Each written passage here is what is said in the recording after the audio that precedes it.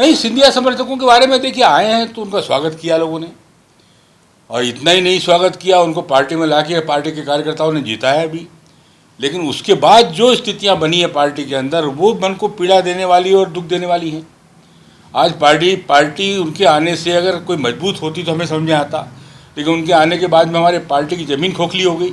चुनावी साल के चलते राजनीतिक उठापटक तेज हो गई है और बीजेपी नेता अपनी ही पार्टी के नेताओं पर जमकर अपनी भड़ास निकाल रहे हैं। ऐसे ही भाजपा के वरिष्ठ नेता और पूर्व विधायक भवर सिंह शेखावत ने बीजेपी नेता ज्योतिरादित्य सिंधिया पर निशाना साधा। उन्होंने कहा कि सिंधिया के आने से भाजपा खोखली पार्टी हो गई है। सिंधिया के साथ आए लोग खुलेआम भ्रष्टाचार कर रहे हैं और पुराने कार्यकर्ताओं की अनदेखी की जा रही है। साथ ही कहा कि मध्य प्रदेश में भारतीय जनता पार्टी की खराब हालत के लिए सिंधिया जिम्मेदार है और बीजेपी में अब जमीनी कार्यकर्ता और असली भाजपा नेताओं की पूछ परख खत्म हो गई है। उन्होंने सिंधिया की ओर इशारा करते हुए कहा कि कांग्रेसियों के आने के बाद बीजेपी की स्थिति खराब हुई है। साथ ही कहा कि दीपक जोशी ने भी लगातार अपनी व्यथा बताने की कोशिश की, लेकिन पार्टी में किसी ने उनकी बात नहीं सुनी है।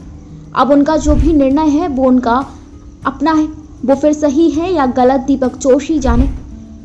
वहीं बदनावर सीट से राज्यवर्धन दंतीगांव के चुनाव को लेकर शेखावत ने भविष्यवाणी की, कहा कि वह 110% अगला चुनाव हारेंगे। उन्होंने कहा कि अगर भारतीय जनता पार्टी में इसी तरह चलता रहा तो आने वाला समय बीजेपी के लिए मध्य प्रदेश में मुश्किल होगा। यदि सिंधिया के साथ मिलकर सरकार नहीं बनाई गई तो आज भारतीय जनता पार्टी की स्थिति बहुत मजबूत स्थिति में होती। उन्होंने कहा कि बाहर से आए कांग्रेसियों ने पार्टी के अंदर पार्टी बना ली है और इसके बाद प्रदेश में बीजेपी की राह मुश्किल दिख रही है। उन्होंने यह तक कहा कि पिछले चुनाव में बीजेपी की हार का कारण खुद बीजेपी के नेता थे। गौरतलब है कि भवर सिंह शेखावत को अपनी ही पार्टी में तवज्जो नहीं मिलने से काफी व्यथित थे। नहीं, सिंधिया समर्थकों के बारे में देखिए, आए हैं तो उनका स्वागत किया लोगों ने, और इतना ही नहीं स्वागत किया, उनको पार्टी में लाके पार्टी के कार्यकर्ताओं ने जिताया भी। लेकिन उसके बाद जो स्थितियां बनी है पार्टी के अंदर, वो मन को पीड़ा देने वाली और दुख देने वाली हैं। आज पार्टी उनके आने से अगर कोई मजबूत होती तो हमें समझ में आता, लेकिन उनके आने के बाद में हमारे पार्टी की ज़मीन खोखली हो गई, हमारे सिद्धांत छूट गए। जिस सिद्धांत को लेकर हमने पार्टी का निर्माण किया था हमारे लोगों ने, आज वो उससे विरक्त हो गई, दूर हो गई।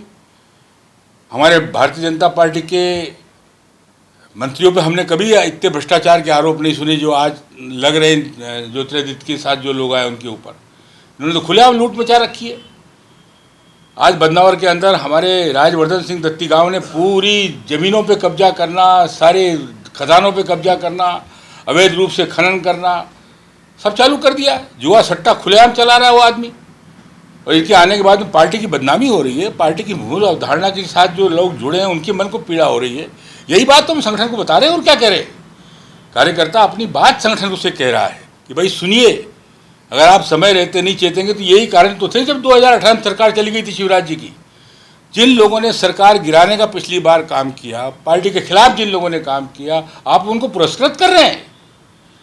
और जिनका जीवन खप गया इस पार्टी को खड़ा करने में, आज उनको इतना अपमानित करके आपने कोने में बिठा दिया। आप बुजुर्गों का सम्मान करना तो सीखें। वो नहीं कह रहे कि हमको टिकट दे दो, कोई टिकट की लड़ाई नहीं है ये पार्टी को जिंदा रखने की, और लोग जो समाप्त करने में लगे उनके खिलाफ का संघर्ष है ये।